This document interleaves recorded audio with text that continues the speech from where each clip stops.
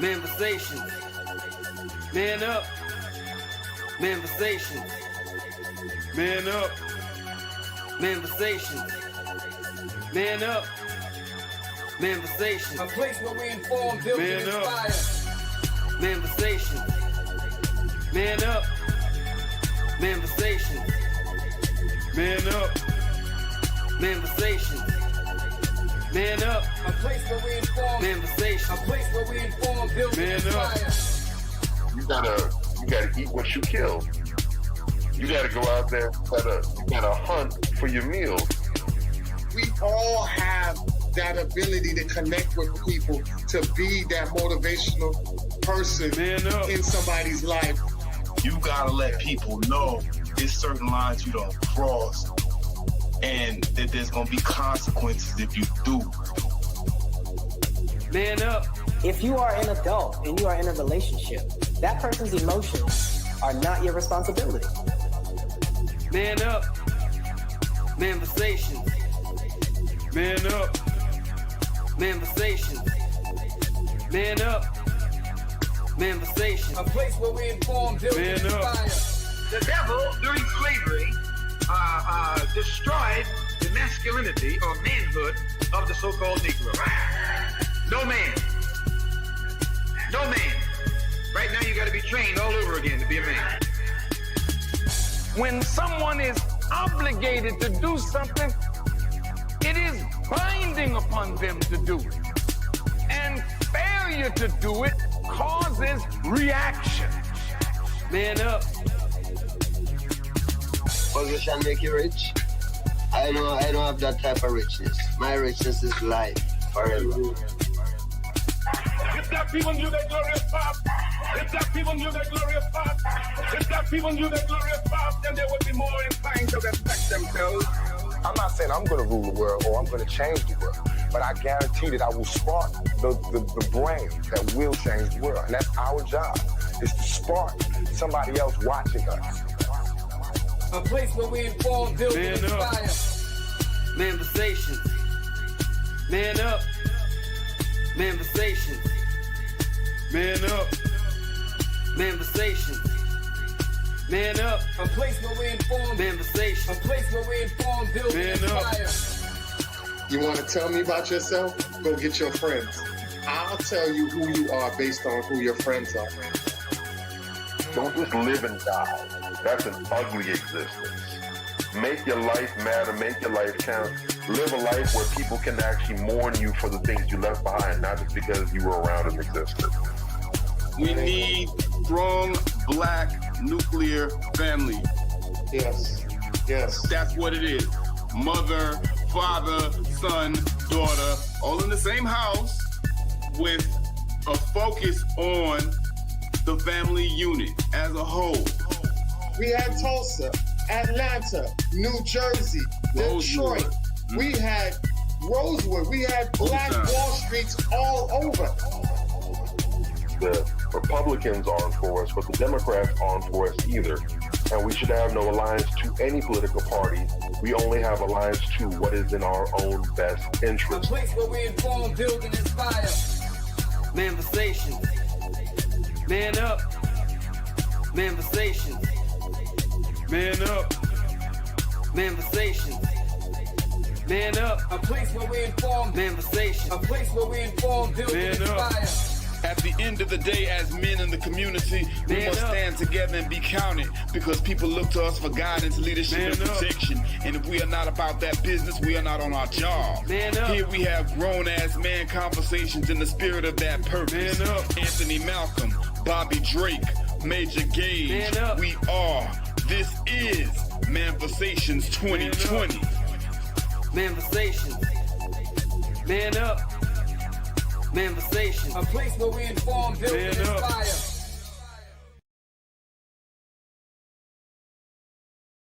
All right. So welcome to another fabulous week of Manifestations 2020. As you guys know, last week we had a phenomenal opening series show with our special guest, Nicole Glass, who is the CEO of Affirmations for Black Men. And man, we had so much great feedback.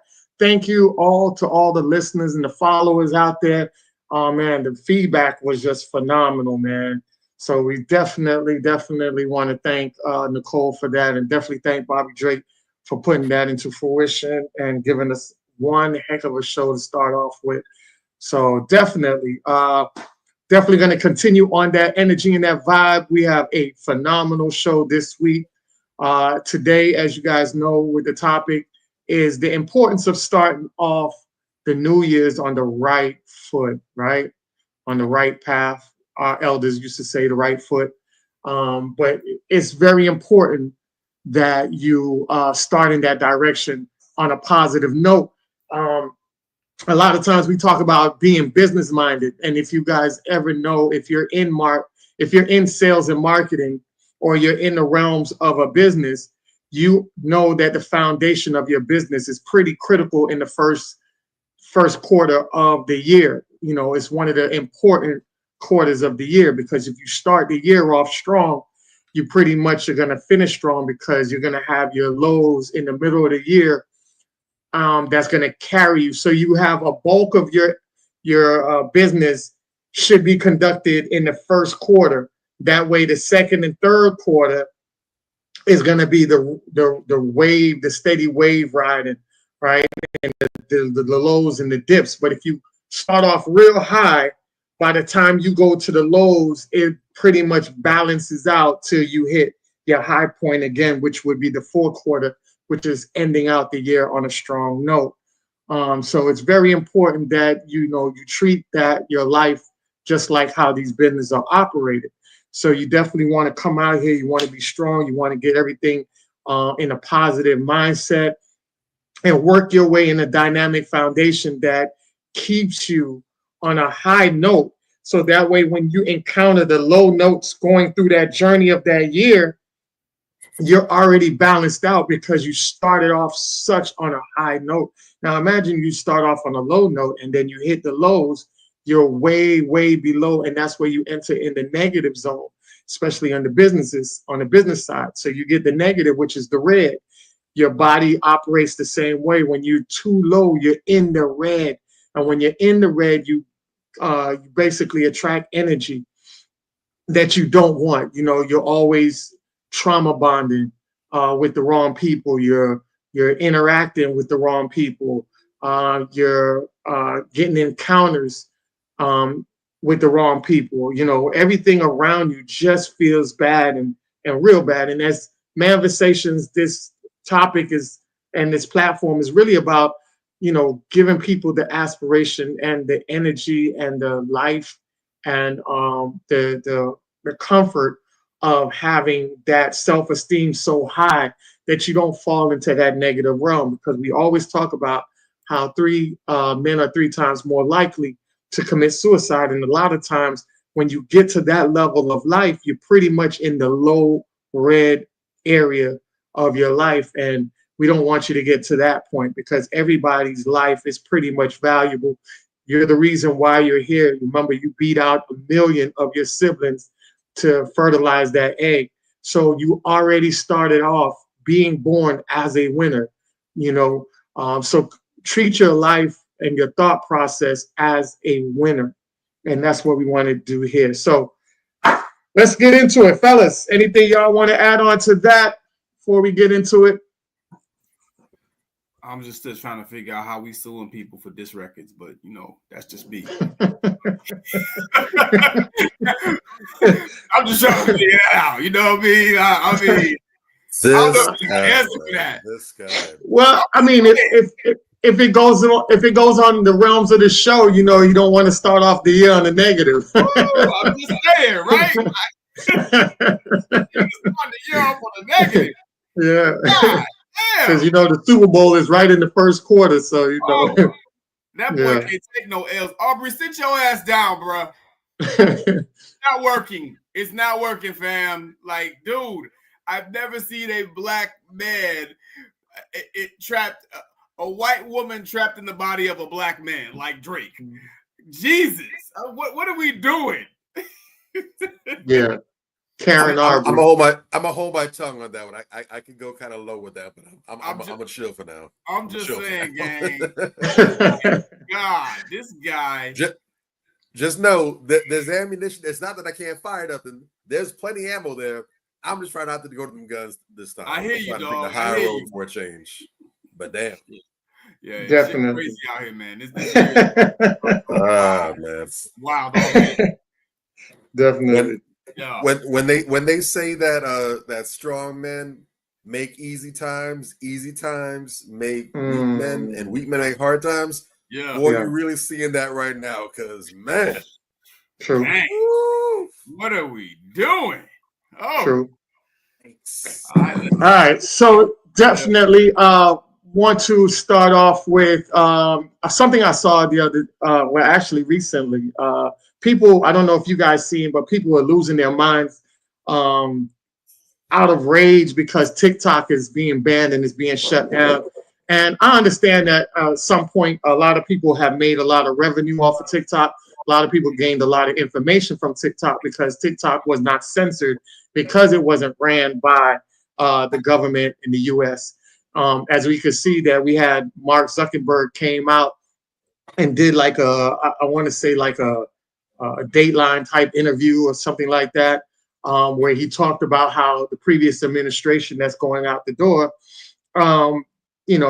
was attacking his employees. So he basically said Biden was attacking his employees because they weren't out here censoring people the way he should. So now he lifted off the censoring and saying that he don't want to censor anybody anymore, and giving everybody free range, but with some kind of limitation, as you know.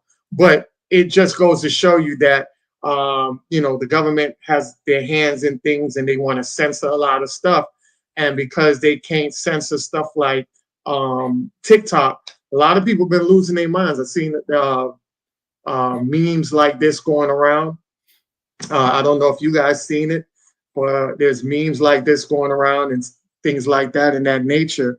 And I just thought that, I've always told people in general, especially Black folks, always prepare, always try to stay ahead of the curve, never try to get behind the curve.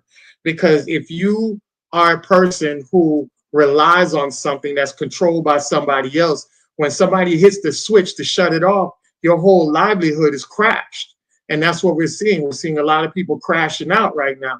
And they're like, what do I do? What else do I do?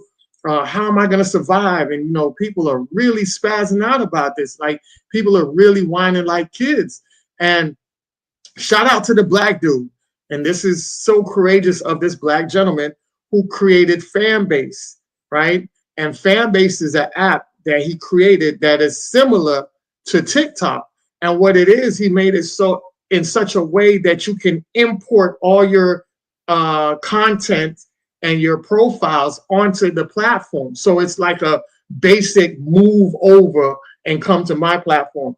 This man's app started out, I think, at number 600. And by like, I want to say less than a week ago, it was ranked 17 and TikTok was ranked 15. So that goes to show you how much that app grew in such a small period of time. The app grew so fast. A lot of people were complaining at first because the app could not function. And what people don't understand is that when we have these type of apps, they have to run on a server that is strong enough to withhold that type of capacity. And he didn't have that type of capacity. So now I see a lot of, he's getting a lot of improvement. He's also getting a lot of financial sponsorship. So the app is running pretty good, but it still has its kinks because it's still a lot of people on that server. So he's working on getting stronger and stronger servers to get the app running on full capability, like an Instagram, TikTok, Facebook. So shout out to that Black dude. Definitely going to reach out to him and see if we could get him on this platform, because I think that was super dope for him to just think ahead of the game and also to create a space for other Black people, because a lot of Black people suffer when we lose platforms like that. So I'm always telling Black folks, like, build it, man. If it's apps, build it. If it's institution, Black banks, hospitals, schools, we got to start building our own. So when they pull back and do whatever they need to do, it doesn't affect our community. If you look at the other communities out there, the Jewish community, the Asian community, and even the Hispanic community has grown to a place where a lot of that, they don't get affected because they have their own group economics going on, where they pretty much flow within themselves before they flow outside of their community. We have to flow outside of our community because we haven't built and established anything on that level. But I've seen that. I wanted to know your guys' responses on that. I really don't know too much about it. But as I understand, that's isn't that Isaac Hayes Jr.? Isn't that his platform, or was he just fan base? I'm not sure if that is him. From what I recall, that I remember that being his platform, and he had a little episode with some of the fam where he was talking down on reparations and foundation. Yeah. I remember that. But I didn't know that was his platform. That's why I want to know, was he just promoting it, or is it his? That's why I want to know. You know what I'm saying? No. He's the founder. He's the founder. Oh, he is the founder. Okay. I had a problem. Okay. We got a problem with him. Okay, got you. Very unfortunate that, when you do get something that normally would be a great thing, right? Yes. When you do get something that you feel like, damn, you could stand on this and you can kind of be proud of it, and you could get behind it, there's a coon behind it. You know what I'm saying? That's the problem that we always have. And it kind of sort of makes you think, because, of course, he didn't do this on his own. More than likely, he got some backers. If you come out talking like that, and then you have this site that mimics TikTok or whatever, and you come, to me, there's a correlation. Mm-hmm. Who are the white supremacists behind the scenes that are funding this guy is the question that I ask, because there's no reason for anybody that's a Black American to come out attacking the movement that Black Americans have right now and attacking a reparations claim. Like, it's just not logical. So, yeah, I would love to be able to get behind and support something like that. Yeah. But from what I understand, there's a coon behind it. Correct. I put the Manifestations platform on there. There's a lot of incentives going on and things like that. I didn't look into who created it. I just knew it was a Black person. And then you brought it up, so that's good to know. And like I say, we can still use it. Yeah, at the end of the day, you can still do what you need to do as long as you're mindful of who is behind it. And also, it's inspirational for somebody else. Maybe somebody who's unapologetic to do it. I would love to see Tariq Nasheed jump on board and do something like that. That would be super dope. Actually, he tried, but the app, it was put out, but it didn't catch on. It's called Foundation Flex, I think, or something like that. Okay. Yeah, he did. We did there was a whole campaign for it and everything, and he put an app out, but it never really caught on. I'm not sure why, but yeah, I would love to see someone do that in the community too, man. Like, I still hold out hope. You know what I'm saying? Yeah, we can. Yeah, it's like we can indirectly start to see the spark and be indirectly inspired by some of these coons doing it and say, hey, you know what? If this coon can do it, let me see if I can go ahead and get from underneath these coons and do what we need to do for ourselves. So, somebody unapologetic out there, that gives you inspiration to go out there and say, you know what? I don't vibe how he talks and everything like that. Let me do something geared more towards the people that are like me, you know what I'm saying? And get my own village of people and then let it branch off and like wildfire and spread on to what it needs to do. So definitely, I think that is something good that we need to start doing, is just going out there and start gaining a lot of platforms and spaces and even buildings for ourselves. Because the way the world is going now, it's just a matter of time before they hit the switch and cut all of us off. You know what I'm saying? So we don't want to wait till we get to that point and then have to start scrambling. We should already have these things in place. So when they hit the switch, we like, all right, it doesn't fade us. We already on our square already. Facts. All right. Yeah.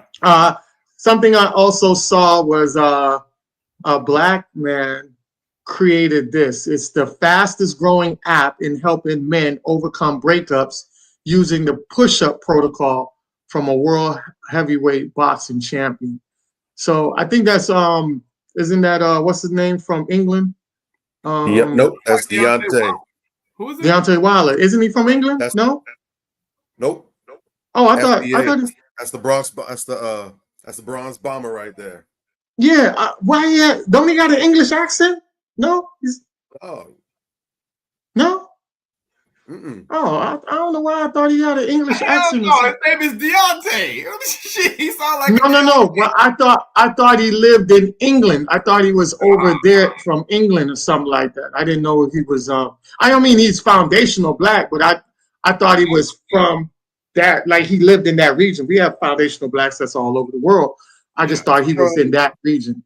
I don't know why I thought he's from. I think he's from and lives in Philly. Well, they're right. I could be dead wrong if I am. No one shoot me down, please. I don't follow boxing that deep, but yeah. Okay. He's from where is he? The Bronze Bomber. It's giving me everything but where he's from. Tuscaloosa. Yeah, I remember him saying that. He's from Alabama. Okay. Here. Yeah. Okay. Cool. So that's dope, man. I thought that was pretty dope for him to, make an app to help guys channel their energy and not be on that whole domestic violence thing or, domestic suicide, challenge your energy into working out, push-ups. That was a way for a lot of people to challenge their energy, even in the jail cell. Back in the days, they used to have the weights. So a lot of guys would, channel their energy on just lifting out every day instead of thinking about fighting each other or doing some sexual stuff, perversion with each other. And they took the weights out, they took the books out. So it's nothing but in there, but sexual perversion and giving them outlooks to watch a lot of the internet that portrays a lot of sexual inversion and a lot of homosexual propaganda as well. So that's why you get a lot more of what's going on in the jailhouses now than you did before. So definitely kudos to the Bronx Bomber for doing his thing. Go ahead. Oh, real talk. Oh, I thought you were going to say something. No, I'm just agreeing. I'm definitely a witness to the powers of, exercise and how that can really completely transform your mindset, even your mood, even in the short term. Yeah. I've talked to some people. I've been more vocal about it over the last couple of years, but I went through my bouts with depression, and mine got to the point where I was having suicidal thoughts, even was on the verge of attempting suicide. Wow. And the thing that saved me, the thing that literally rescued me, because I used to have bad insomnia, I couldn't sleep at night, and 1, 2, 3, 4 o'clock in the morning, that's when the thoughts would come. A little old Planet Fitness opened up across the street about a block away from me. So I just went ahead, threw my little $10 down there, and I literally did it just so I had some place where I can get away that was open. Because I was a broke college student. I couldn't afford therapy. I couldn't go see anybody. I didn't have money for that. I didn't have insurance for that, whatever. So, and I was determined to not turn to any other negative vices because I knew that wasn't going to make me feel better. That was only going to make it worse. So I just went in there just so I could lift stuff, toss stuff around, get tired and go to sleep. And, here I am almost 2 decades later. That's become a way of life for me now. So firsthand, I know about that. When my best friend was going through some serious, heavy relationship issues, and he was like all out of sorts, I'll never forget. We was walking on a campus one day, and he was just, spout. Like he was like really at the point where he's probably going to do something. He was going to regret, probably throw hands with somebody. And literally, we were walking, and I got in my ear, and he was starting to get my nerves. And out of nowhere, I didn't plan that. I just literally stopped where I was. He kind of walked into me. I punched him in his chest, and I said, "Hey, shut your ass up. Give me 20 push-ups." That's serious. And he looked, because mind you, he'd been pissed. I've been with him most of the day. He'd been pissed all day. He paused, looked at me like I was crazy. And I looked at him, not blinking. He was like, all right, drop down, started doing push-ups. I counted off him. And God is my witness. After he went beyond 20, did 25, got up, and I asked him, how you feel? He's like, I feel good. Like we laugh about that to this day, but I'm dead serious. Yeah. It's that process of having a physical way of getting what's inside you out. Because a lot of us don't have that. And that's one of the reasons why one of the acceptable ways a lot of brothers have of expressing, frustration and stress is violence, breaking things, throwing hands, because it does feel good. Yeah. I'm not gonna lie to you. If you got something on your chest, it feels good to punch somebody. It feels good to hit something. It feels good to cause damage. But the problem is there's obviously negative drawbacks from that. So how do I have that same level of physical expression without hurting anybody or anything on myself? Facts. Hit that gym, toss some weights, calisthenics, whatever. So that's a huge deal. And especially for a lot of brothers that might not be in a space yet where they're able to open up to something like therapy, going and sit down with somebody, maybe they're like I was, they don't have the money for that or whatever. Go ahead, get you an app that's going to kind of help coach you through that and give you an outlet so you can create some space so you can stay afloat. So I hope a lot of brothers get exposed to that. I know they're doing ads all over social media. I've seen it on Facebook. I've seen it on Instagram. I've seen it on X. Make use of these resources. There are resources out there, brothers. You do not have to be in over your head. You can get above the water. I promise. So keep your eyes out. Stay healthy. And remember, you got to maintain your body. It's a package deal. Your mind, your body, your soul, that's all connected. When you're strong in one area, it will help out the other areas. So make sure y'all taking that seriously. Fascinating testimonial, sir. That's what I'm talking about. Wow. That's heavy. Real talk. Yeah. That's dope. That's why we're here. That's why we're here.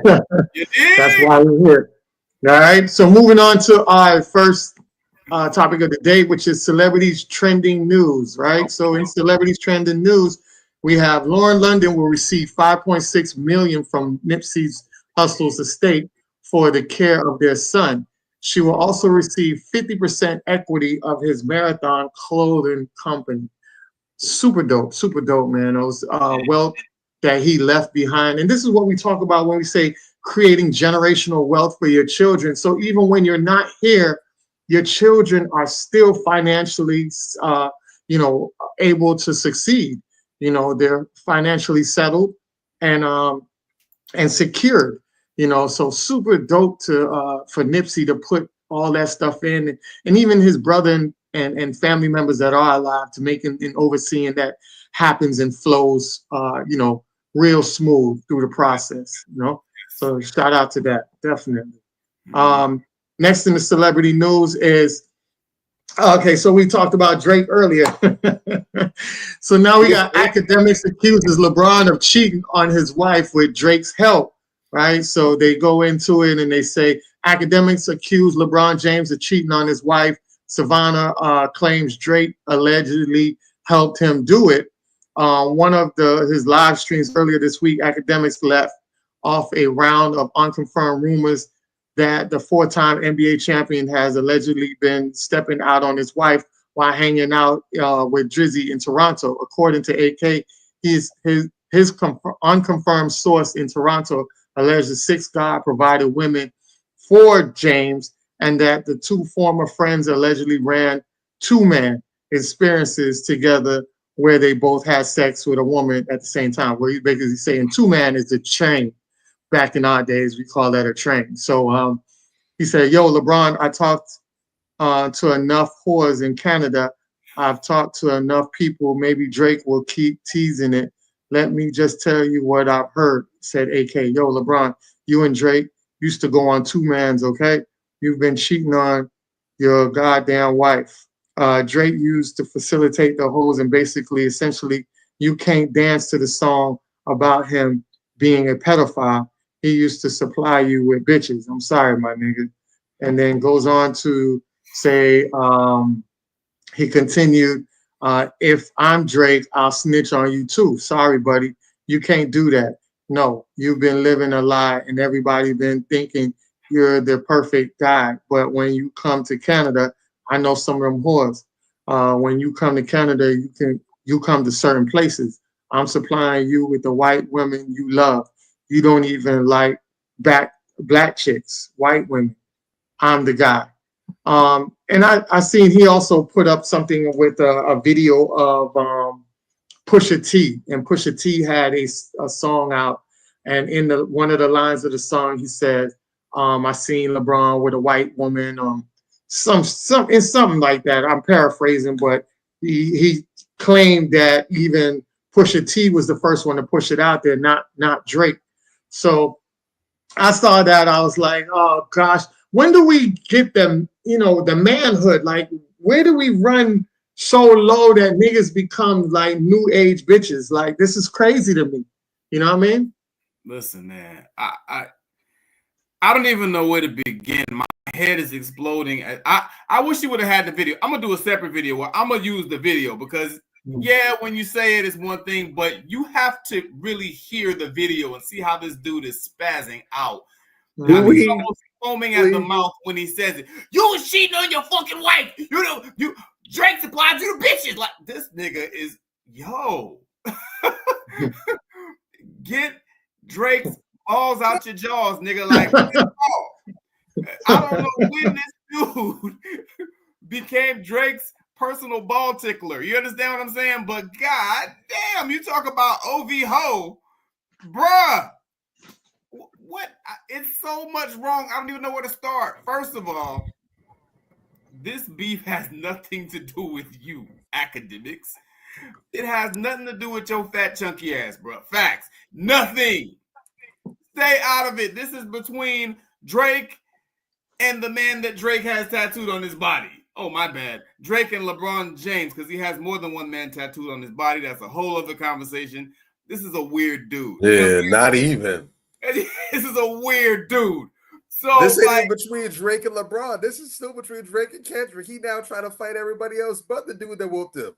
Agreed. It is between Drake and Kendrick, but Drake is the one who pulled LeBron in because Drake is sore. Oh, yeah. Because LeBron was seen enjoying Kendrick's song, and he thought they were best friends. He's on some real weird, creepy type of shit. Like, why are you making breakup songs about you and LeBron's relationship, nigga? What are you doing? Dude, this is a weirdo. What the fuck is that? That's not normal. You understand? So he goes and he writes this song, Fighting Irish, about his breakup with LeBron or whatever. LeBron has no knowledge of this. It's only him, and he's pouring out his heart or whatever. And then he has a whole text conversation with some designer dude. That's how this all got out there. He has a text conversation with some designer dude about LeBron, and he just brings LeBron up out of the clear blue. His situation with UMG is like if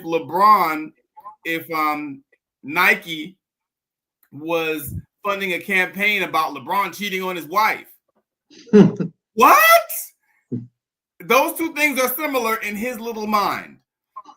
Okay, whatever. You know what I'm saying? Like, so he goes in on that and he starts talking about that or whatever. And then that gets out into the public that he was talking about, LeBron cheating on his wife. Academics took that to the next level. And then, Academics, because Drake is mad at LeBron, now Academics is mad at LeBron, which is very unusual considering Academics has never even met Drake. Yeah. I'm just saying, we'll just put that out. He has not met him. Again, I don't know how or when he decided to be his personal ball tickler, but he's never even met the man. You dig? But he makes himself available when Drake wants to use him to push narratives. Whatever. Then he goes out and just crashes out and starts talking all this crazy shit about what LeBron did, slandering this man's name because LeBron ain't said two words to Academics about nothing. Wow. And he's out here trying to destroy somebody's family. Yeah. And he got the fuel from Drake, who's always trying to destroy somebody's family. Yeah. He brought Pusha T's girl into it. He brought Kendrick's girl into it. He's running around screwing everybody's baby mama, everybody's girl. And now he's going at LeBron. this is going to backfire tremendously. It already has, because this man's name is Mud right now. I don't know what he's doing, but like Kendrick said on Euphoria, the famous actor we once knew is looking paranoid and now spiraling. And then it just happened to kind of rub off on academics, because this is what happens when you don't have a strong foundation in yourself. You know what I'm saying? Yeah. And you're just latching on to whoever the hot dude is at the moment to make you feel better or elevate you, because really you're just an incel piece of shit. You know what I'm saying? Like, you dig? So this is what's going on with academics. You know, since Drake is on his way out, he's flailing, because the only reason people really listen to him is because of, you know, how he has some proximity to Drake. They text, they talk on the phone, whatever the case may be, and, you know, this, that, and the third. But like, he's fearing that he's also going to crash and burn, since Drake is crash and burn. So that's why he did that. But there's no excuse for that bullshit. To do some fuck shit like that, that is the most sucker shit anybody could do. And I mean, shout out to all the surveillance that's around, because back in the days, either one of these niggas would have been mopped up. Done. What? Hands and feet. You dig? It's the surveillance that's got niggas like, yo, I gotta chill, because type of violations just in that exchange, bro. You don't do shit like that. Say OV ho. That's an OV ho right there. Fact. Yeah. Definitely. All I have to say is down. All I have to say is a poet once said, and I quote, "Niggas talk more than bitches these days."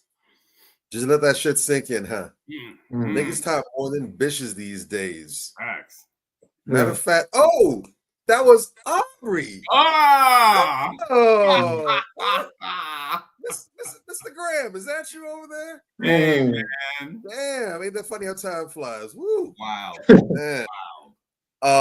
All I have to say about that is I just want to first and foremost, I actually want to start off with a positive note. I want to applaud DJ Academics. And I don't know when he went about it. He must have been very secretive, probably wanted to keep his privacy. I respect that. But I want to congratulate Academics on having a successful gender reassignment surgery. I don't know when he decided to get the uterus installed, get the exhibit pimp my vagina whole thing dealing. Maybe when he saw the vagina decorator that Chris Rock was talking about on the Kanye album. I don't know. I knew those titties weren't all natural. I know he's a little fat little bastard, but I knew that he didn't just come by that all naturally. So I'm proud of it. Them for living in his truth, and for living his truth and owning it. I respect him doing that in 2025. That's a good start for the year. But I want to caution him with how heavy he's pogo sticking on Aubrey, because if he's not careful, he might go ahead and mess around and give himself a whole entire hysterectomy. And he just got the thing installed, man. I mean, ain't even no rust on the screws just yet. So I'd like you to kind of calm down, wait till your body successfully adjusted to your transition, and then you can go ahead and you can get your stuff jostled loose with all your extreme X Games riding. So I thought it been there for a while. Because that's ridiculous, man. There's no need. And first off, no one is actually buying that or believing that, except for people that already hating on LeBron. He's got a whole NBA league practically full of haters, anyways. Those losers gonna buy that nonsense, and then the people that basically get their whole entire sustenance mentally from reality TV and garbage. Those are the ones, and the people who are boohoo crying and sobbing and calling 911 because TikTok got pulled. Those are basically the only ones who are actually going to buy that nonsense. Facts. And let me play devil's advocate. Even let's say if that was legitimate, even if that is true, LeBron hates black women, he hates black women, he likes white women, and he's running two-mans and everything on Drake. That sounds more like a Drake fantasy, if anything, or Academics trying to have a Drake fantasy on his own. But even if that was true, you still take the bigger L, because what does that say about you? Yeah. Facts. Doing that garbage behind the scenes is already pathetic. But now you did dirt with him, and you're gonna go ahead and put him out there just because you don't like that he showed up at a concert. Like you said, Major, where's your manhood? Bro? Where's your masculinity? My God, that is not how men get down. It's tacky as hell when women do that with each other when they fall out. Facts. It's tacky then. But at least you can blame the hormones, you can blame the estrogen, you can say that it's that time of the month or something. Again, if you didn't get the sex change, academics and Drake, what does that say about you all? Grown men don't conduct themselves that way. There is no code of conduct for men anywhere, not in any continent, where that is okay or respectable. You know, this is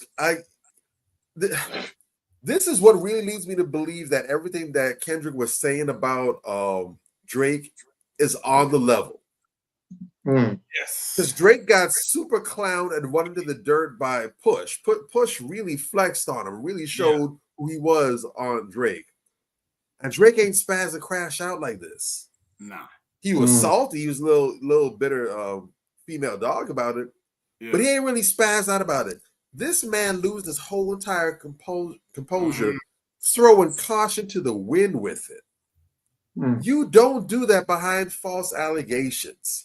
And maybe it's possible Kendrick doesn't actually know what he's talking. Maybe he was just throwing darts or speculations. But the way he's conducting himself, for me, this is taking back to childhood. This sounds like one of my classmates yelling out, "You sunk my battleship." He struck a nerve. Kendrick on the blindfold on B6, A4, C9. You sank my battleship. Bro, man, if you trying to play it low, this ain't the way to do it. I don't know, man. Maybe it's sounding like Epstein Island has a summer residence over in Toronto somewhere. That's what it sounds like to me. And you know what's crazy? What's crazy is you already got people saying stuff that's akin to trafficking, and academics supposedly trying to help. You talking about how he supplied somebody with hoes. Think about that. Nigga, what are you doing? Bruh, this is crazy. Yeah. This is what happens when you have dummies in your camp. This man is so hot to pogo stick on Drake. He about to get that whole wing of UMG locked up on the Rico. Bruh. Like we didn't just see this happen with Young Thug. We did not see that they out here going and trying to go after rap. Did we not just see this the other day? Now you're about to go and get a sequel in 2025. You can't make this stuff up. Young Dirk, Young Thug, all of them with the Ricos. You know, now about to be Young Aubrey. All right, go ahead and leave. Go ahead and leave Adonis an orphan. Go right ahead. Keep it up. Some niggas don't know when to stop. Speaking on younger women, I wanted to bring this up because I didn't know if you guys saw this, but to me, you know, we talked about this before. I know some people might have mixed feelings about it, but to me, anytime a man is over 2 decades of a woman, you're falling, to me, in my eyes, you're falling in that pedo-ish I agree. mindset. You know what I'm saying? So I saw this on Club Shay Shay, and I want to see if you guys, what's your thoughts on it? Darnell. 20. Why you didn't date her mom? Why you go for the Darnell? I didn't date her mom because why didn't I date her mom? Yeah, good question. No, wait. I'm asking the question. No, because that ain't the Darnell Rollins show. Love is love. If you don't, love is love. I agree with you. What? You like them young, though. I say Drake. No. Don't do that. I don't like them young. I like what I love. I didn't groom nobody, son. It is what it is. But I can't date nobody my age and get what I wanted. What I look like getting a 48-year-old bitch pregnant. It's possible. It could have happened, but All right. So the thing, and he quoted what made me grab that is he quoted Kendrick Lamar when he said, "I heard you like him young." You know what I'm saying? So a lot of people don't know that Darnell Rollins is 56 years old, and the girl he said that he dated and was with was 23, and you subtract that 56 minus 23, you're 33 years older than this woman. When this girl was born, you were 33 years old. Like that got to like sit in a creep mind. Like it don't sit normal with me. I'm sorry. We would have took your word for it. You ain't had to put the calculator up. We would have took your word for it. Like, oh no, this is for the people that just like to see visuals. So I had to make sure I give them some visuals. You know what I'm saying? And I was like, and you know what's so crazy is he says something about how, you know, I can't get a 48-year-old woman pregnant and things like that. I have a video of a woman who was 60 years old in the doctor's office with her daughter who's in the military. Yeah. And she's looking in the camera. The daughter's looking in the camera like, and the mom looking like, oh gosh, please tell me this is not right. Like 60 years old, about to have a child. You know what I'm saying? Anything's possible. Yes, we do know that the complication rises after a certain age of a woman. But what I don't understand is you're using that as an excuse because you have a beautiful son by an Asian woman that is of age, that is around your age. Yeah. So don't use that excuse that you want to, you know, have a child. You could have had multiple children with your child's mother and still be out here free walling if that's what you want to do. But don't sit here and go with a 33-year-old, a woman that's 33 years younger than you, and then try to play it off as you love who you love. No, because there's a 56-year-old man who says he identifies with a 14-year-old as a 14-year-old boy that's preying on a 14-year-old boy. And if he was to go to the judge and say, hey, I love who I love, the judge gonna look at you like, motherfucker, you don't get out the goddamn courtroom with that bullshit.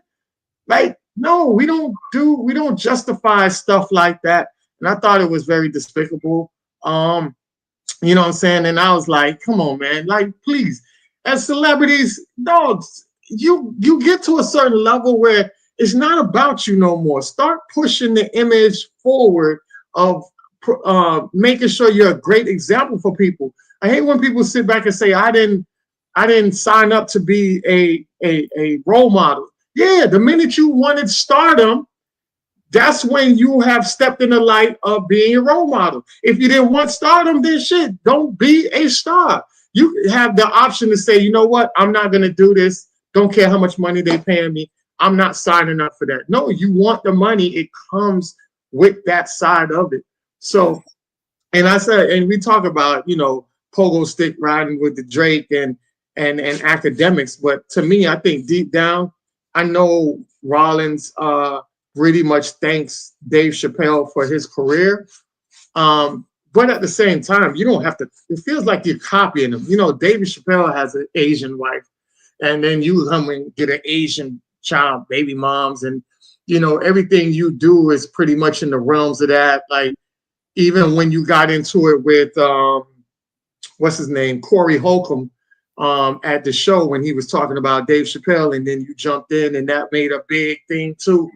And it just feels like you're like the mini-me. Like when you look at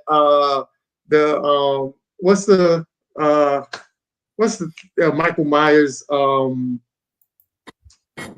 the show Mini-Me.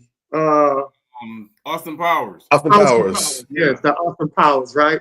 So when you look at the Dr. Evil and Mini-Me. Yeah, Dr. Evil and Mini-Me. That's how I see Dave Chappelle and I see Rollins, you know what I'm saying? That's how I see them, right? So I just wanted to. It's funny because which actually is a funny comparison because Dr. Evil and Mini-Me are bald. Danelle Rollins is a bald. So that's like academics and Drake. Yeah. That's like academics and Drake. If we keep it in the buck. Yeah. That same, you know, weirdo dynamic a little bit. Yeah, I can't front. It is a little bit. And I like both That's of them, scary. but yeah, it's a little strange how he be with it. Yeah. So I just wanted to bring that up. Definitely wanted to shed some light on that. Like I tell people all the time, I don't mind people dating younger, or older, whatever. But when it's a big gap like that, you just start to scratch your head because it goes into a gray area. Like, come on now, that young woman needs some guidance. And from an older man, you're supposed to be more of a fatherly figure, not somebody that's trying to be in an intimate relationship with somebody that could be your possible daughter, or even you're old enough to be a granddaughter. That could be your granddaughter. You know what I'm saying? And just things like that. Last time we talked about that with Shaq. That's a weird dynamic, and you put your children in a weird space. See, his child is 8 years old, so it's not really bad like that on the child. But imagine, when you have Shaquille O'Neal, his children are in their mid-20s, and you're dating a 21-year-old, and you're damn near almost 60. You know what I'm saying? So how your children that's older than your girlfriend they're supposed to respect her? Like, yo, that's crazy dynamics. And psychologically, you guys got to understand how much that really, really bothers your children. Because I showed a picture the other day, and I didn't even know you had posted it, Major. The picture with Jalen Drea. Yeah, Drea, Jalen Green, right? The guy she had the child from, right? But she has a child from this 21-year-old, and then your son is 21 years old. I think Jalen is 22 and your son is 21. They're around the same age. So the caption was like, it's crazy. They're sitting at the game, I guess, watching his stepfather, which is Drea's new boyfriend, child's father. And the caption was like, it's crazy how your man and your son is around the same age. And you're looking at the son, and the son is looking like, his face is like, man, I don't want to be in this situation. You know what I'm saying? Because you just never know how his friends are. We talked about that. Like, your friends could be saying slick stuff like, yo, shush, I'm old enough to bang your moms. You know what I'm saying? Like, where's the respect level when your friends say, yeah, I could be your stepdaddy? And literally, if your friends is 22, 23, they could literally be your stepdaddy. Like, it's not far-fetched. Some women, they'll be like, hell no, I wouldn't touch nobody around my son's age. Yeah. But if your mom is dealing with young dudes, it psychologically messes you up. Because now you're psychologically, if one of your friends plays around with your mom and be friendly, like how Kevin Hart was in the movie, Think Like a Man, when he was like, hey, where's your, hey, mister, I want to show you some cookie or something like that. You know what I'm saying? And it was a funny part of the movie because he was like trying to hit on the man's mom. Or even when you look at American Pie with Stifler, and Stifler was banging, what's his name, his homeboy's mom. You know what I'm saying? And psychologically, they were making jokes about that in the movie. And that was kind of a weird dynamic for the son in that position that his homeboy was banging his mom's. You know what I'm saying? So I think people have to be a little bit more self-conscious and understand it's not about you. It's not about your needs. There's other ways to go about it. But when you sacrifice yourself and you put your children in jeopardy, it creates a psychological thing that really can send them in the wrong direction and even have some resentment towards you.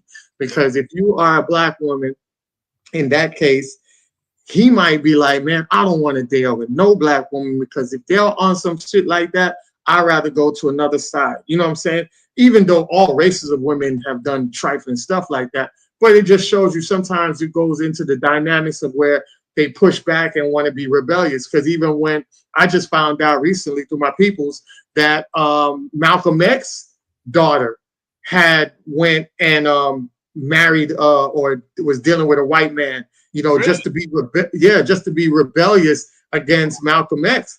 I didn't even know that. I just found this out because it was Betty Shabazz, one of Betty Shabazz's daughters, which is Malcolm X's daughter. One of the daughters had a son, and that son that's the reason why Betty Shabazz died, is because that same daughter who was rebellious, who didn't want to carry the name of her father and end up with the white guy, she had a son that ended up burning down the house and Betty Shabazz died in the process of it. He killed his own grandmother. You know what I'm saying? And the daughter now had to have resentment on that because the daughter was living in a way. Betty Shabazz was like, nah, you know, I don't want, you know, the son to be in that dynamic. And the son wanted to be rebellious and didn't want to stay with his grandmother. He wanted to be back with his mom. But I think that the white man didn't want that black child to be there. That's my personal experience. And that's why the dynamics of why that son had to be put to the grandma and to stay with the grandma. But the son didn't want to be there. So he lit the house on fire, and Betty Shabazz followed him and ended up dying in the fire, you know, because she was going around looking for him and he already was outside, and she ended up dying because of it. So yeah, it was kind of a crazy story, you know, and a lot of people, to come to find out, you can basically watch that on, I think the movie is called Betty and Coretta. I think that's the name of the movie that was told to me that it was on. So if you guys want to check it out, you can watch it on that. They talk about it a bit. But yeah, that's what I have for you guys today. All right. Wow. So I do want to get into the question of the day, our next segment. And our question of the day is, what is one thing you will do differently on your dating journey this year that you didn't do last year? All right. Crazy. Okay. So, I mean, like when you Major, before you got married to your wife, like what was 1 year going into the new year that you were single? What was one thing you did? And maybe it might have been the year that you met your wife. What was that thing that you did going in that year that was differently that you didn't do any other previous years? That's exactly what I was going to talk about. The year that I met my wife, and I've talked about this a little bit on the show. I'm not sure how much detail I went into, but I want to make sure I drop this point home. Yeah. The year that I met my wife, what I did differently, and what is behind the reason that I was able to meet my wife, I cleared out the roster. Like, I was talking to my wife about this the other day, about how people are not able to find their significant others a lot of the time because they do not date with intention. You understand what I'm saying? And my mom and I had a conversation in the beginning of the year in early January. And, you know, I was complaining to her about all the scallywags and how they wasn't acting right and this, that, and the third and blah, blah, blah. And my mom said some of the realest shit I ever heard anybody say to me. My mom said, you keep having these problems because you're not creating a space for the right woman when she does come along. You got all these scallywags hanging around. You understand? When you do meet a nice girl, she gonna be like, well, he's cool. I like him, but he got too many hoes. You understand what I'm saying? Basically, you know, and people don't understand and realize that even though you may not be taking this one seriously, you may not be taking that one seriously, whatever, they occupy space and they require attention and they take up your time. You understand what I'm saying? And even mentally, they occupy a space. You did. Yeah. They always, why you ain't call me? You don't hit me out no more. You got to deal with all that shit from somebody that you know you don't have any real interest in. This person does not have a snowball's chance in hell with you. Yeah. You understand what I'm saying? But you're just keeping them around because they're, you know, accessible, basically for sexual access. You understand what I'm saying? Yeah. You know you got ass on standby. Correct. Fuck all that. You understand? You gotta really put your big boy pants on. And for those of you that are looking for a serious woman, I believe most men at some point are looking to be serious with a woman. You understand what I'm saying? You gotta learn how to date with intention. And part of dating with intention, I would say the most important part of dating with intention is getting rid of all this muck that's around of people who maybe you learned something from them. Maybe you had, you know, a good rapport with them. They might be cool people, but you know that you don't want to have anything to do with them long term. You know what I'm saying? You got to, what Eminem say, you got to clean out your closet. You You dig? Get rid of all the scallywags so that you can then be emotionally available and have a ready space for a worthy woman. That was what I did, and that's how I found my wife within 60 days. Nice. You dig? Nice. That's how you do it. And my mom, shout out to my mom for that one, because it's not like I didn't know that. Yeah. But sometimes, you just need somebody. This is why it's important to have strong soldiers on your team and not a bunch of yes men around you. See, my mom is a soldier. My mom is so gangster. You know, like that's what I like about her. Like she'll tell you what the real deal is. She ain't just going, yes, baby. Fuck all that. Nigga, you know what I'm saying? Yeah. You got everything ahead of you. You just bought a home, a beautiful home. You financially stable. Everything is working in your favor. The reason that you not catching like you feel you should is because you got all this bullshit around you that you don't need. Correct. I'll park the Chevy. That's the real game. Drake, what about you? No, you're absolutely right about that, Major. I definitely say all the time,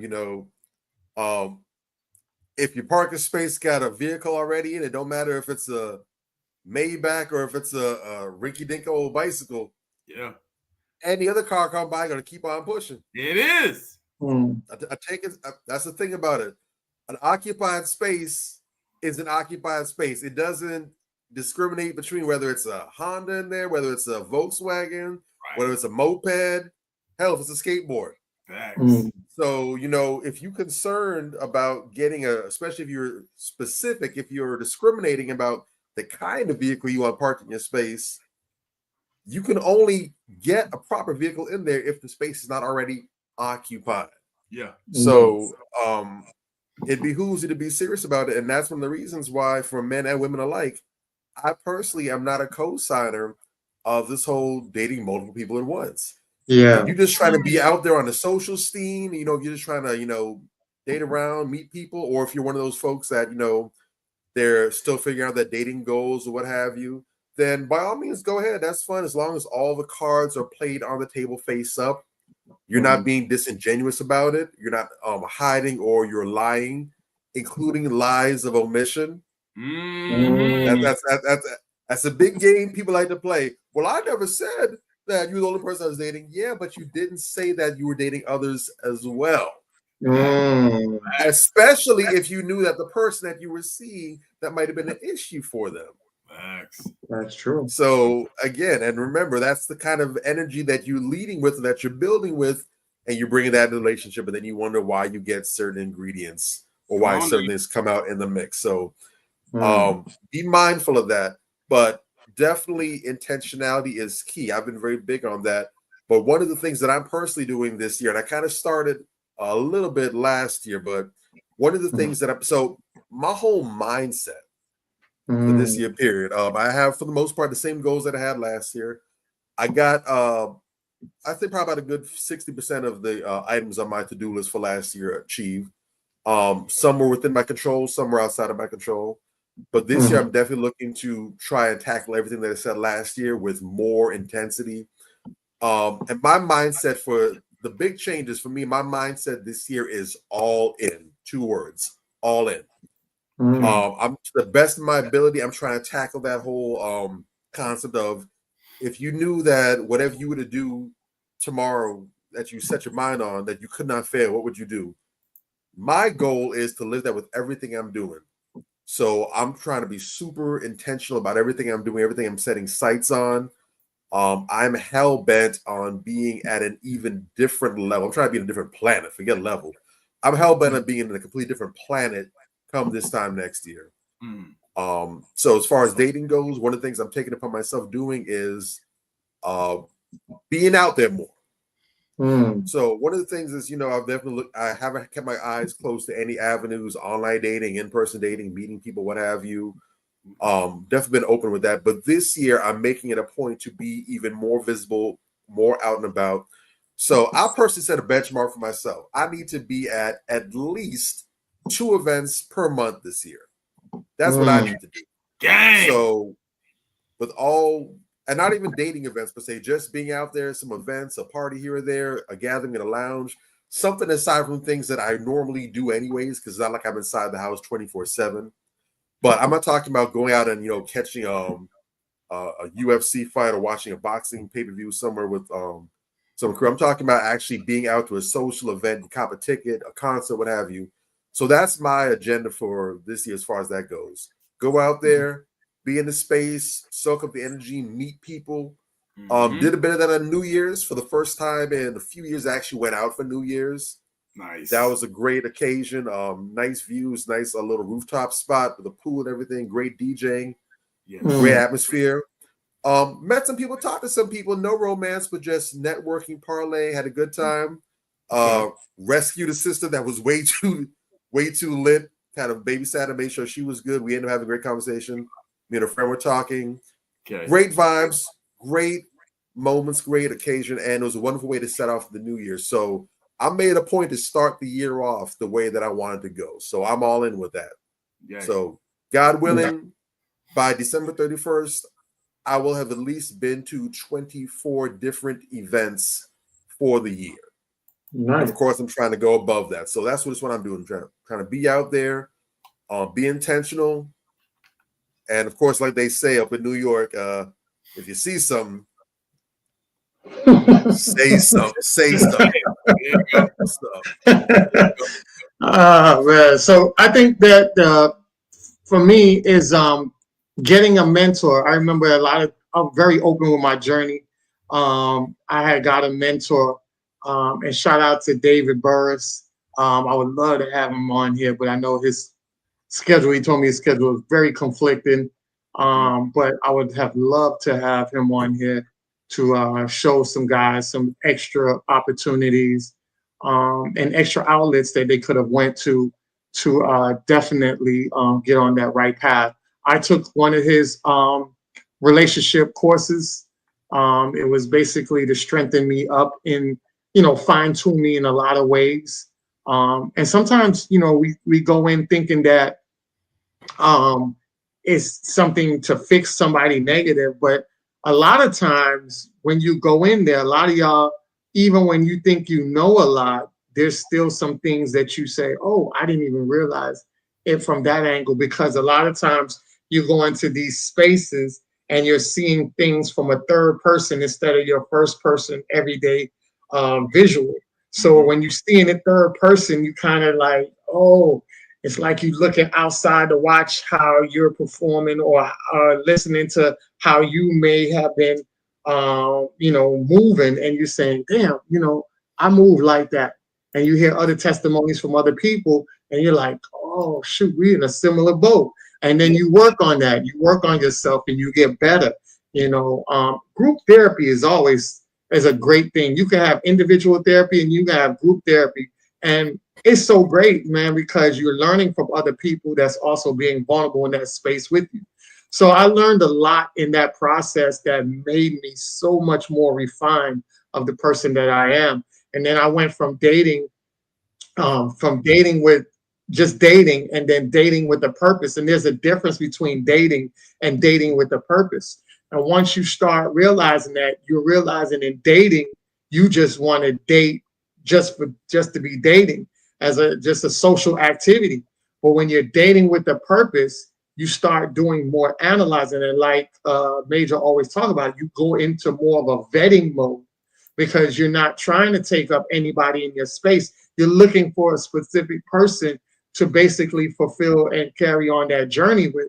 So you're in that mode, your mindset of dating with a purpose. So even if somebody looks good, normally when you date, you'll go out just to go out to see, or you might like a little fun toy. You know what I'm saying? Women do it, men do it. You go out, have a little fun toy with that person. They make you feel good in a physical way. But outside of that, do they complete you? Do they, make you a better person of a whole? Are they there to elevate you?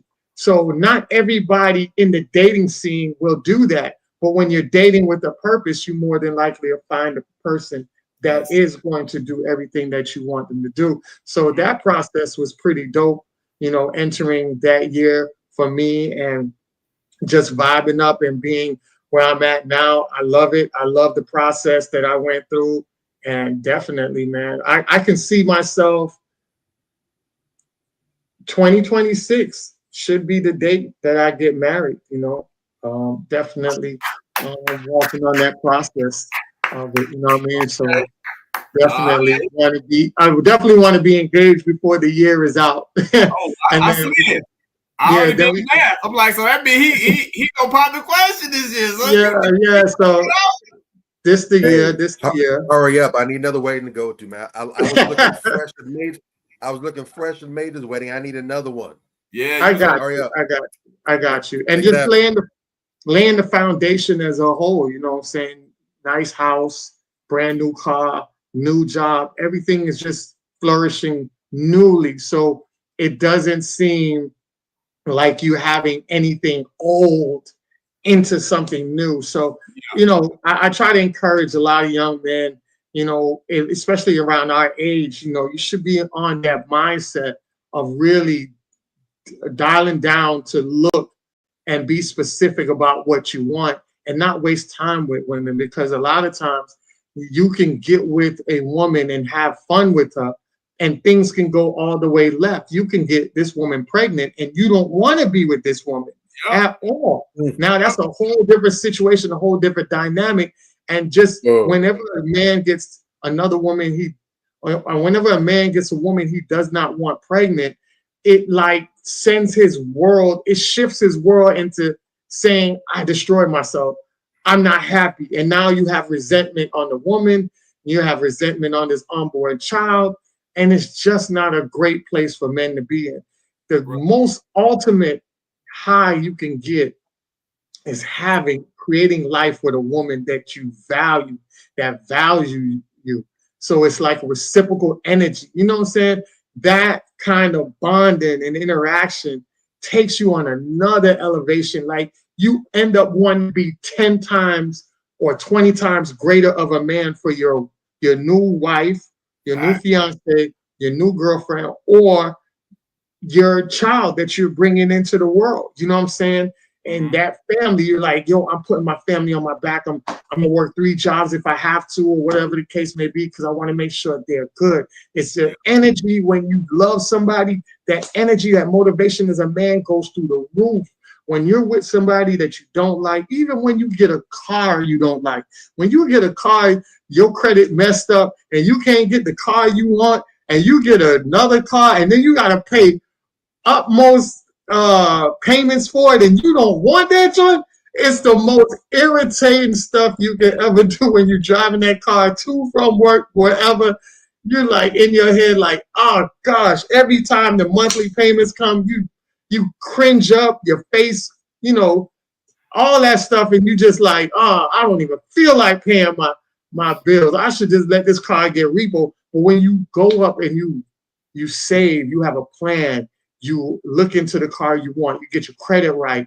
Now you get that car with low interest miles, nice car payments. Man, you washing that car every day. You making sure that nobody touches your car. You know what I'm saying? It's just a different level of pride that you have when you love something versus when you don't. And I'll land my plane on that.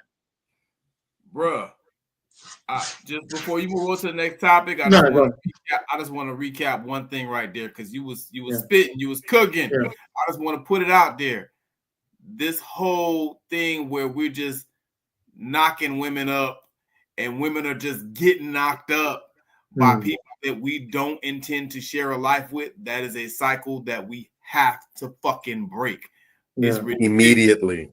It's ridiculous. Like, it's at epidemic levels at this point, you know. And then when you call it out, oh, why you judging? Shut the fuck up.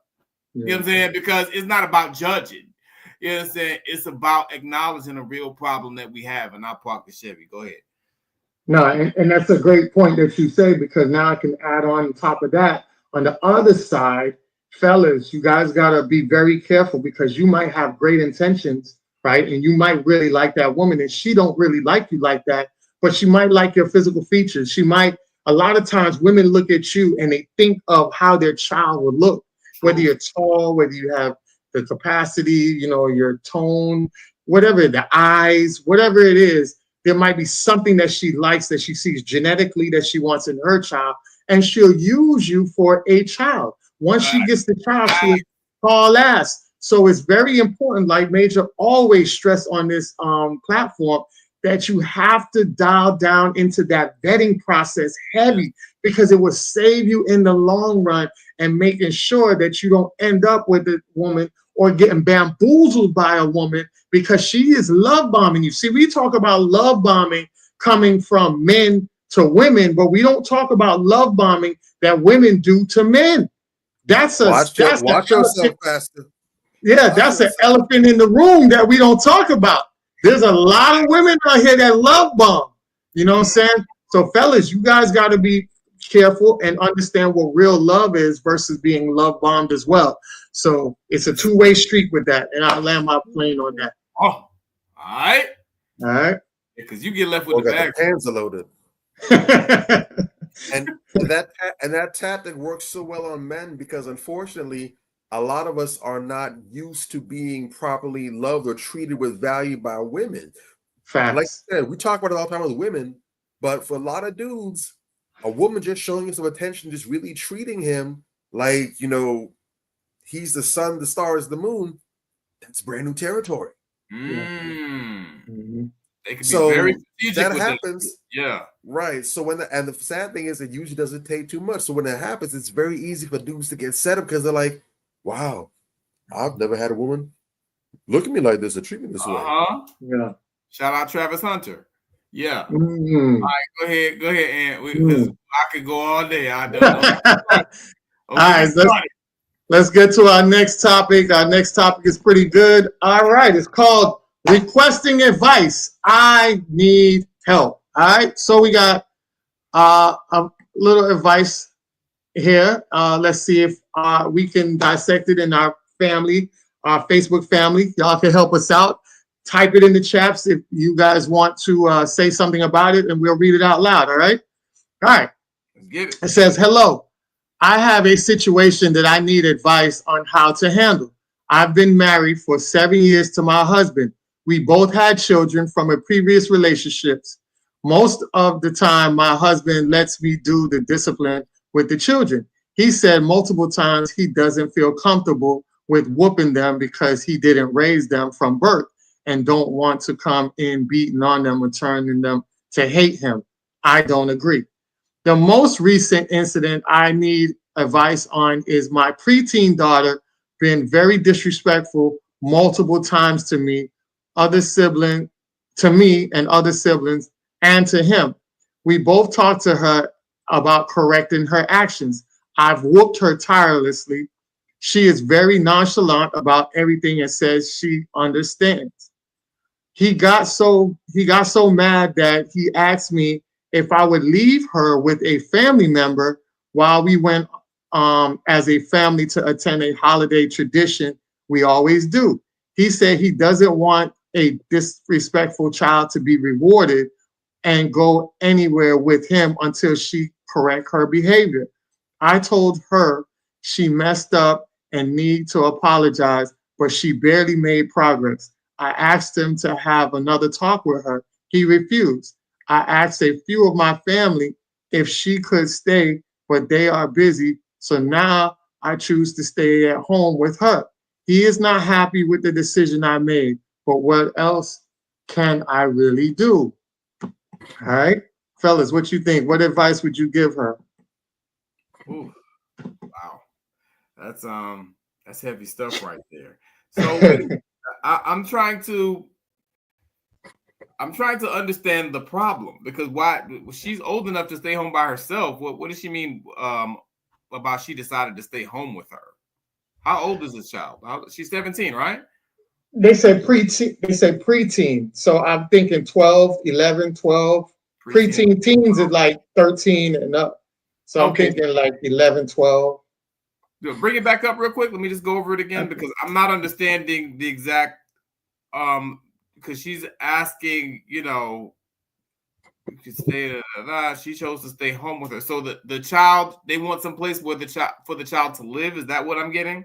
No. Just to stay while they go on their vacation together. They just wanted somebody to be like, hey, just take the child in for 5 days. We're going on a vacation right quick. We'll be back. Yeah. That's I mean, we can't really advise her because she's already done it. Mm-hmm. You know what I'm saying? But I mean, I would say, firstly, you know how I feel about order in the household. You know what I'm saying? Like, I would, me personally, if it's my household, firstly, the man is supposed to be leading the household. Mm-hmm. I understand he doesn't like spanking her or whatever the case may be, but I feel like you don't outsource your authority like that when it's, especially when it's on that level. Maybe if this young female child, if she were more controllable, it'd be different, but you don't outsource your authority like that, you know, especially this is your biological child. You know, father should have stepped in a long time ago and really, you know, laid down the law and just kind of explained to her, you know, because it hits a little different when the father says stuff. You know what I'm saying? But the father needs to really get involved. And even if it comes down to counseling, you know, I feel like that would be a wise choice, you know, that just if you guys are not able to handle it in-house, you know, especially she's whooping her, it's not having, you know, the desired effect, you know, there's something else going on there. There's something deeper going on with this girl. She's troubled about something. You got to figure out what it is. Maybe she don't want to talk to you. Maybe she'll talk to a counselor. Maybe she'll talk to a psychologist. So I would say, you know, get the father more involved, you know, and tell him, you know, hey, you're going to have to take this over at some point and get therapy if need be. You know what I'm saying? And, you know, I would put a halt on all family trips until, you know, we got that together. That's what I do. Like, you know, because we're a family. That's the point. You know, you're staying home and then you got your mother the stepmother staying home with you. Well, that's taking away the whole family aspect of the trip, which is defeating the whole purpose of taking the trip. We're supposed to be a family.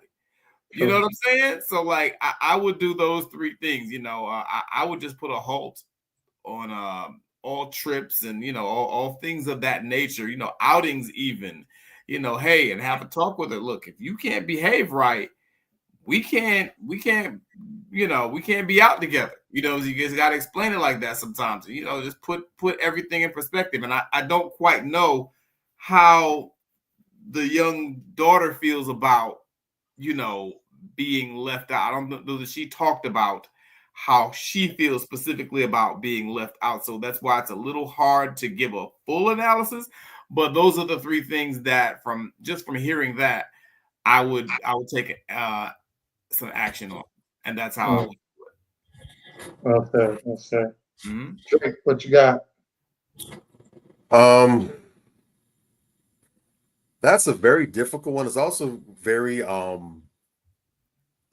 unusual as these circumstances go, because typically you're more likely to hear issues about, you know, the non-custodial, the non-biological parent wanting to physically discipline the child and the biological parent resisting. But here we have the flip side version of that, which is very unique. It's interesting. Which, you know, again, is very uncommon, but that presents its own set of challenges as well.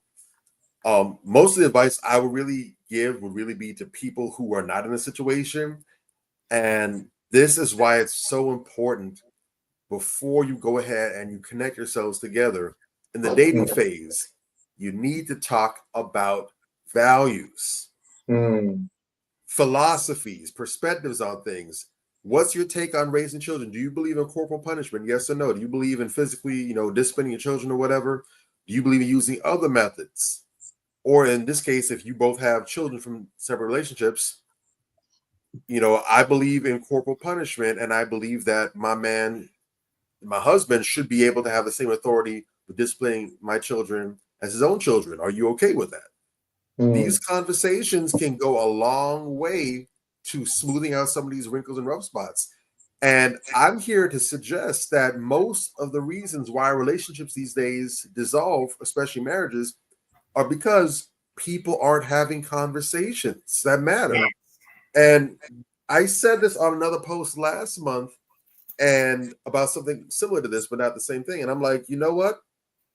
I'm really curious as to what conversations are taking place, because it sounds like a lot of people are just linking up, bumping uglies, and if it gets the stamp of approval, it gets a check mark, they go to the altar, because some of these disagreements and these arguments and problems that are popping up, I don't see how they could happen unless you all simply didn't talk to each other. Right. Or unless you talked and someone lied about the information, because this don't make sense. Some of these basic things about finances, about spiritual practices, about how you handle money, children, even simply as basic as dress and conduct in public, whatever. Y'all aren't having conversations about important things. Yeah. There's no reason that some of these things should be an issue once you've been married. I'm like, well, what do you all know besides each other's favorite color and what shows are your Netflix queue? But as far as they're concerned, it's a little late in the game for that. They're already there. What do you do with that? Definitely. And again, I hate this because again, I'm such a huge advocate of this before we get to this point. Right. But this definitely is a case where you need to go and get some family therapy. The whole family, not just the girl and the father. The whole family needs to be part of it, because there's some dynamics that are clearly at play here, both in the girl's behavior, but also from the husband as well, that need to be addressed.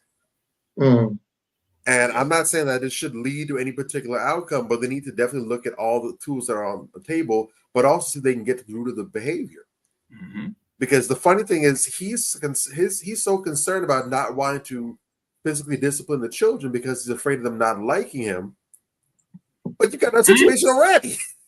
Come on now. Your worst fear has already come to fruition, and you never even had to go Robert Friedman to pull out that belt and do your best Django Unchained impressions going. So at this point, what are we doing? At this point, maybe the whooping will make it help. But I suspect, again, there's some other deeper things in mind there that even physical corporal punishment won't solve. And so for that reason, I definitely recommend that family therapy is gone to. See if you can figure out what the root cause of this is. Because if this is a pervasive situation where even her own mother, who obviously she's been with from day one, she's not getting any results, there's something deeper at play here. Right.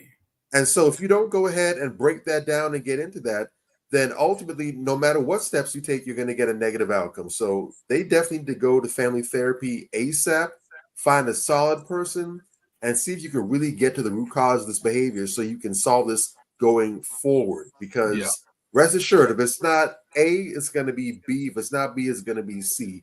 You want to nip it in the bud at the root so you don't have any of these issues, period, going forward, and you all can be a proper family and engage in your life together in harmony and unity. Yay. Yeah, well and it doesn't have to be a technical therapist either. It can be someone else in the family. Like, who does this young lady listen to? If there is somebody, you know what I'm saying? Maybe you bring that person in. Could be someone in the church. It could be something like that. I just want to throw that out there. It doesn't have to be a therapist per se. Yeah, that's great advice, because I've talked about that before, that everybody in the household should have some kind of mentor outside of yourself and your mate, because a lot of times children look at other people and listen to them, even though you're telling them the right things, because there's but so much grasp you can have on your children per se as parents. You can lead your children the right way, but if they have friends, some of them will go outside the realm and do something that they know that you don't approve of.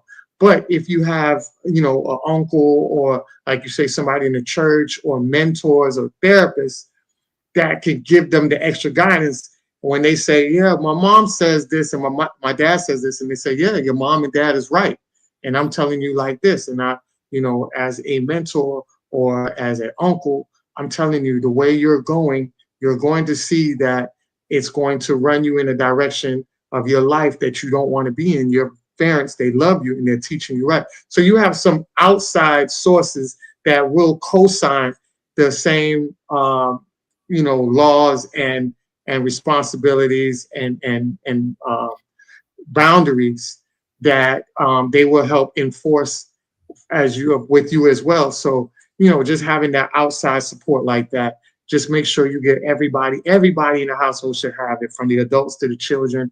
There should be somebody professionally or unprofessional that has some kind of hold on anybody in that household. So that would be my advice for the whole situation. Real quick, let me tag on to the end of that, because I know that there's some parents, I have seen and spoken to some parents who have felt some type of way about that.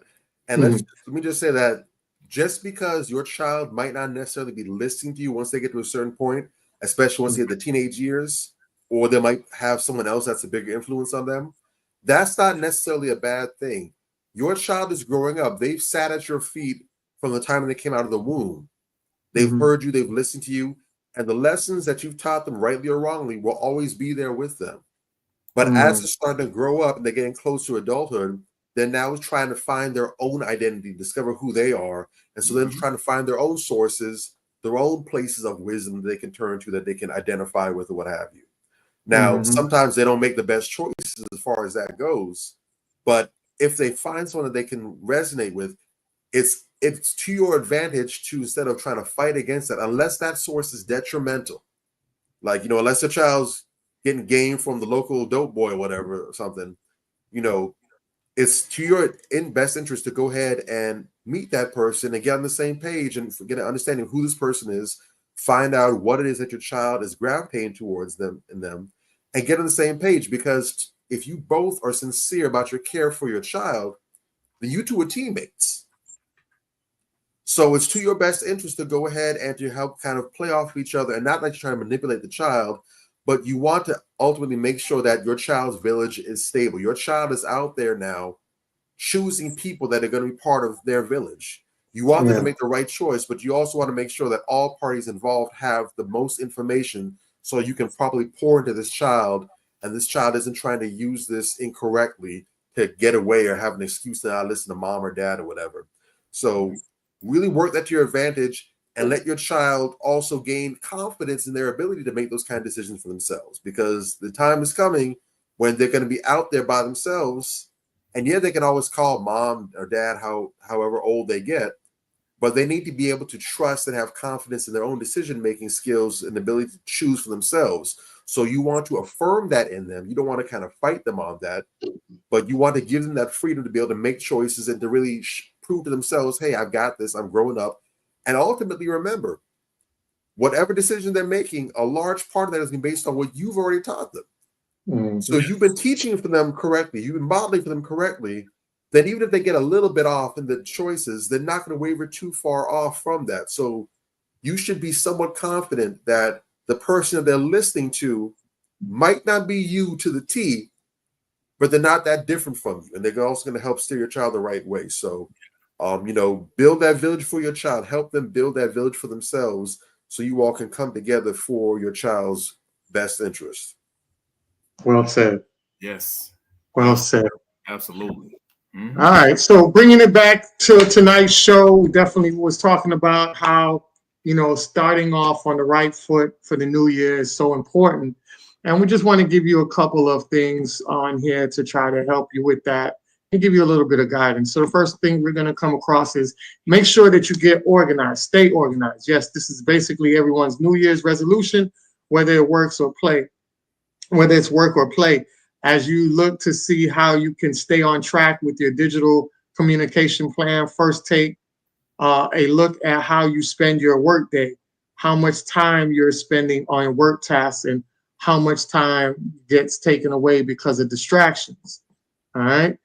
Create priority lists to help you stay organized for essential daily, weekly, and monthly tasks. Find areas in your day where you can cut down on multitasking and manage your workload by scheduling one task at a time. It will also help to reduce clutter in your workspace. Rid your view of things you don't need anymore. Clean up your inbox. Create new folders on your drive for all things 2020. Small tasks that have been a big impact in how you face a busy year ahead. 2, make regular time for your data. Data's both on your rock and making decisions and the thorn on the side when it comes to analyzing it. This year, starting off showing some love and making a regular date with your data.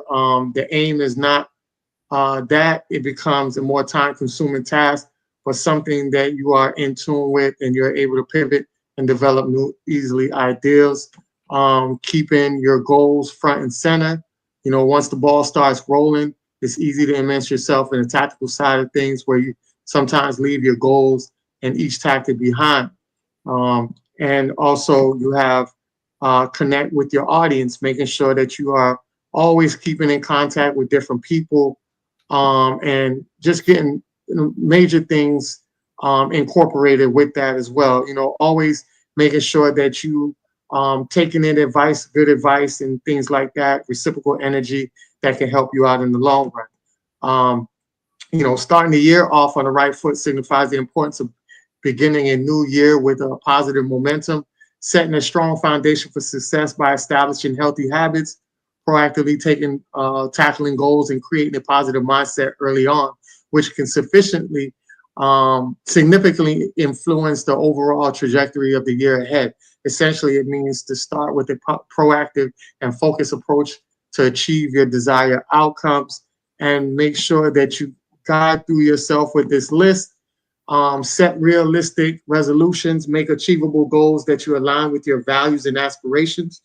Create a plan, break down goals into smaller, actionable steps with deadlines. We talked about doing a vision board. If you guys need something to help you do a vision board, you guys should be doing a vision board every year. Starting at the end of the year, going into the new year, or starting it at the beginning of the new year for the rest of the year. Prioritize self-care, focus on physical and mental well-being through healthy eating and exercise and relaxation techniques. Remember, you could be physically fit and your mental be off, or you could be mentally fit and your physical is off. You need both to coincide in order for you to be productive, because physically you might not be there, and mentally it might be draining, and mentally you might not be there, and they end up being physically draining. So make sure you have that intact. Organize your environment, declutter your workspace and living area to promote productivity. That's why cleaning out, spring cleaning. That's why they always talk about spring cleaning at the end of the year. You know, is so good.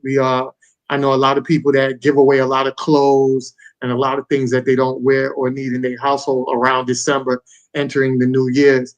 You know, you want to start off fresh. You want to have more open space. So that is very productive for you to do. Connect with loved ones, spend quality time and family and friends to build support and positive relationship. Man, when you have positive people, whether it's friends, family, and a relationship, when you have that positive space in you, man, it's very hard and least likely for you to get in a depressive mode, because you have people that will support you and breathe energy and breathe life in you. You know, especially if you have a mate that is your best friend as well. You know they can see times where you dip down and they can say, hey, babe, you all right? You good? Or they might gift you something. They might bring something that you might like and say, hey, I just wanted to lift up your spirit. Or I know you like this, so I stopped by your store. And that just builds up a big self-esteem boost right into your, and now you start to be more productive and you're focused and you're inspired to do great things just because your mate did something so small. Family can do it and friends can do it as well. That's why we have best friends in our circles to help promote that type of stuff. So that is it for today's show. Anything you guys want to add on to that? Man, I just want to recap on the topic of the show, coming into the new year on the right foot. Bruh, it's so powerful. You know what I'm saying? And I feel like it's doubling down on our show from last week, you know, and I think that we started off with the perfect energy, and this is a great follow-up because, you know, just to zero in on that one particular thing, like, dude, we started the year the first day with 2 terrorist attacks. You understand what I'm saying? Like, just think about that, you know, and then we had the wildfires and all this other crazy, man. It's chaos 2025 came in with chaos. And I think that the importance is that you maintain your grounding in the midst of that chaos, you know. And we will do that here for you at Manifestations 2020. It's a guarantee. You know, we are really going to light it up this year. And I really appreciate this topic. I think that more of us really need to work on the type of energy that we keep around us. You know, I think that would probably be the prevailing message that I take from this particular broadcast. You know, be mindful of the energy that you keep around you. Coming into the year, yes, we want to acknowledge that, but the energy that you come into the year with, it's setting a tone, it's setting a precedent, you know, and that same energy is what you want to carry you throughout the year. And, you know, that brings a theme of consistency that I'd like to express to people. You know, be intentional, be purposeful, be consistent. Okay. That's what's up. Well said. Drake, what you got?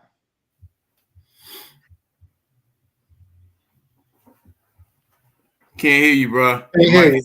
And don't forget, we got our mic, we got our crown check for the night. So yeah, absolutely. So don't forget, don't forget, but the motivational speaker Zig Ziglar once said, people often say that motivation doesn't last. Well, neither does bathing. That's why I recommend it daily. You have to understand that every single day you have to re-up on your intentionality. You have to remind yourself about your goals constantly, consistently. That's one of the reasons why things like vision boards can be very helpful and very useful, because it reminds you what you have in the works, what you're working towards. And so those days when you may be feeling a little bit low energy, a little lethargic, maybe a little demotivated, it keeps that in front of you. You know, you see, and I know some people do it in real life too, but you see in movies, sometimes you'll see these characters that have like a picture of their loved one in the wallet. They're a truck driver that have a picture of their girlfriend or husband there sitting like on the dashboard, or they'll have it in their little visor. Some people sit at their workstation, their desk, they have a picture of their loved ones there, or they maybe have them as the backdrop. Why do you do that? It's not just to go ahead and have something nice to look at, but it's also to remind you of who you're doing it for, remind you of your motivation, your source. When I look at this, it reminds me to keep pushing, to keep going forward. Don't give up, or you're almost there. It's very important to make use of those things. I've said it before. I'm not a big New Year's resolutions person. I've never been that guy, because I've always felt and always believed that the minute you change your mind, you can make a decision. You don't have to wait for a new year. You don't have to wait for January 1st to roll around before you make changes in your life. Just by making the decision today, you can go ahead and make a decision, commit to it, and change your life from that moment on. However, I would be very ignorant to not acknowledge that there is a lot of hype behind it and a lot of good general feelings and vibes behind the transition of a new year. Even if you don't believe in that for yourself, other people's excitement, other people's motivation, promotions, and, you know, speeches and everything that come around that time of the year, it can be very powerful. So one of the things that I'm doing is, again, I don't buy into New Year's resolutions, but I had from way back in September good feelings about this year, and that this year is going to really bear fruit for a lot of people. So what I made a point is I'm trying as much as possible to bust through the defense. So right now, my mindset, I'm like a running back. They put the rock in my hand. I got 5 yards to go to the touchdown, and I'm trying to barrel through right now, take all this good vibes, all these good energies, all the motivation, all the hype, the excitement behind the year. I'm trying to take that and get as much done right now, right this second as I can, while my motivation's high, my energy's high, while everything is on 10, because I understand that as the year goes, no matter how good the year overall may be, there's going to be lows, there's going to be low points. Now, if you're disciplined, you're going to work through it regardless. But right now, when the sun is up, you know, when you have maximum light, when you can get the most work done, do that. Take advantage of that. You want to always, when you're on the ocean, ride with the wind in your sails, because that's when it's easy. It's tough when you don't feel like it, when you're feeling a little burnt out, you're a little dejected, things didn't go your way, things have gone sideways to kind of have to try and dig up some motivation to go ahead and get through it. And that's the own set of problems. But while you're fresh right now, why not do your best work? Why not use the momentum? You got the home field advantage right now. Use that. Get a whole lot done. So if you have to take your foot off the gas a little bit when March rolls around, when June gets here, when July is here, if you have to do that, or if you've kind of taken a setback, you've already made significant progress. And so it's going to be nothing for you to get your second win and keep on picking up, or get your third win, fourth win, and keep on picking it up. So right now, while it's fresh, we're barely halfway through the month. We're getting our way to February now. Things are still fresh. You know, the gym crowd rush is still there and everything. While everyone's still in that spirit, take advantage of that energy, seize it for yourself, and make something shake right now. You'll be surprised what you can get accomplished just right now. How early we are into the month. It's the 19th of January. You'll be surprised what you can make happen in about another 10 days or so before we get into February, if you attack now. So I'm speaking to myself first before anybody else forgets y'all. I'm trying to get my equity out the game. But if you're interested in what I'm saying, go ahead and take that for yourself. Make the most of it. Don't just be content to go ahead and clap it up for people that's going to be achieving and making the things happen this year. That's good to be that person. But as much as possible, if everyone's about to make out like a bandit, don't just be clapping on the sidelines. Make sure you clapping from the field, from the stadium. Make sure the people that you're clapping up for also have reason to clap it up for you too, because you getting it just like they are. So that should be the mission. That should be the mindset of everybody. We all walking about this year with something. We came in here maybe empty-handed, but we're leaving out of here with both arms full. That's the mindset. So go ahead, attack that. As always, we're going to be touching base. We're going to be, every so often throughout the year, we're going to be kind of touching base on this. So just really kind of reaffirming this. But that's the objective. Everybody that walked in 2025, we all walking out of here with something. Ain't nobody leaving here broke. You walked in here broke. We all going to leave out here with our pockets a little chunky. That is. Well said. Well said. Yeah. All right. Before we get into our crown check, I wanted to show you guys a crown check update. This is Dawn Stanley. If you guys remember, she won the national championship for the South Carolina, Gamecocks, for the women's basketball. Yeah. So she has signed a contract extension, keeping her in South Carolina until 2030. Stanley, new contract will run through 2029 to 2030, and she will receive an annual salary of $4 million with a $250,000 increase each season, with a $500,000 signing bonus, which makes the total value approximately $25.25 million.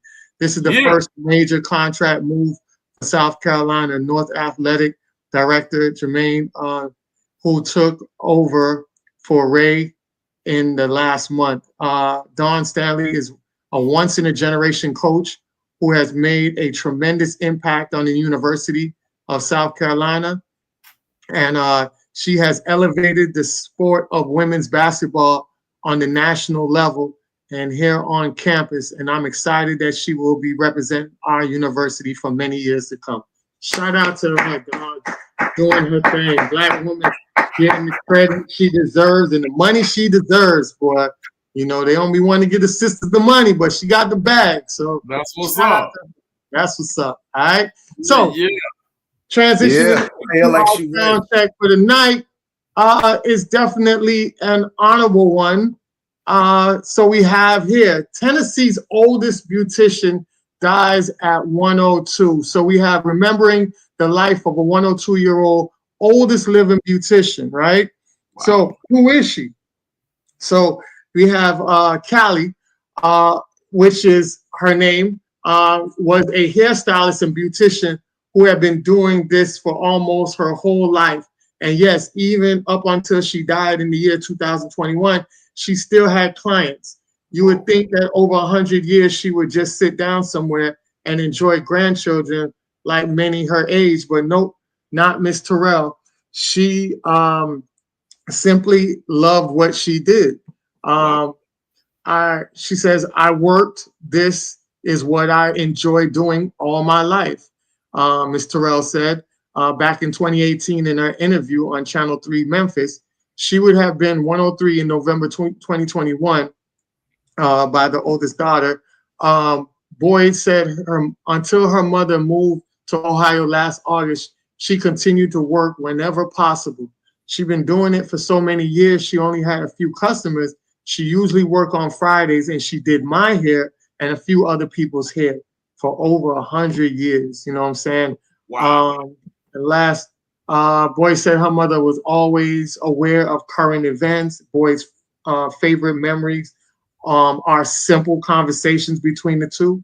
I miss hearing her voice and I miss seeing her, but hearing her voice always satisfies me. So, you know, I thought that was pretty dope as somebody being an icon within the community.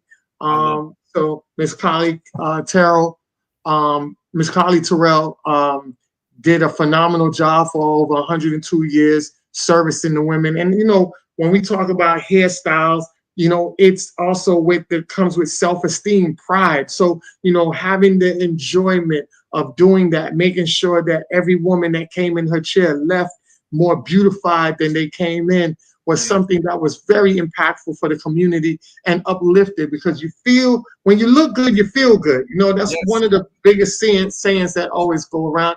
And I thought about it when I saw that. I thought immediately about how Ice Cube put that in to his movie, The Barbershop, when the guy Calvin, you know, he ain't had no money. So he came in there to get a tape up, and he had bailed out, but nobody knew it. They just thought he was just trying to steal a free haircut.